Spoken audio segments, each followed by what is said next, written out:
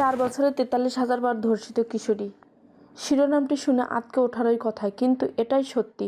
প্রতিদিন ৩০ জন মানুষ তাকে ধর্ষণ করেছে। এভাবে চলেছে 4 বছর।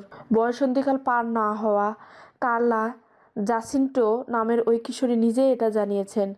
কার্লা জানান, ১২ বছর বয়স থেকে তার থেকে বয়সে কিছু বড় এক যুবকের প্রেমে পড়েন তিনি। তার মনে হয়েছিল নিজের স্বপ্নের পুরুষের সঙ্গে দেখা হয়ে গেছে, কিন্তু অল্প কয়েকদিনের মধ্যেই ভুল ভাঙে কিশোরীর।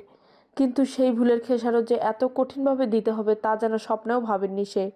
কার্লাকে নারী পাচার চক্রের কাছে বিক্রি করে দেওয়া হয়। গত 4 বছরে ৪৩,২০০ বার ধর্ষণের শিকার হতে হয়েছে তাকে।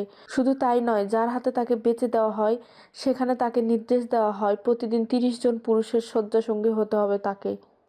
কথা না শুনলেই চলতো অকাথ্য অত্যাচার, কিল, ঘুষি, লাথি, মুখে থুতু দেওয়া সবই। অনেক চেষ্টা করেও ওই চক্র থেকে বের হয়ে আসতে পারেনি টিনএজ পার না হওয়া মেয়েটি। কিশোরীটি জানায়, তাকে গরম লোহার রড দিয়ে পুড়িয়ে দিতে গিয়েছিলেন ওই ব্যক্তি। এরপর কার্লা গত 4 বছরে গোটা মেক্সিকোর বিভিন্ন জায়গায় ঘুরে বেরিয়েছে এবং প্রতি রাতে ৩০ জন পুরুষের শয্যাসঙ্গী হতে হয়েছে তাকে।